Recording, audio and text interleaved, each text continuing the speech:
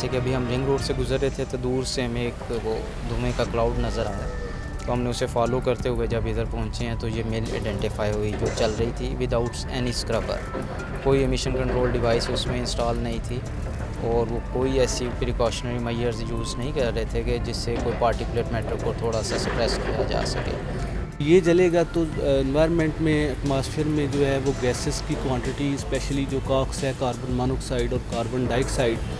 वो ज़्यादा हो जाएगी। उससे लोगों को इरिटेशन होती है, आँखों में जलन होती है और जो सांस की बीमारियाँ हैं, स्पेशल जो एलर्जी के पेशेंट हैं, उनके लिए ये नॉन बियरेबल होती है ये जो गैस है।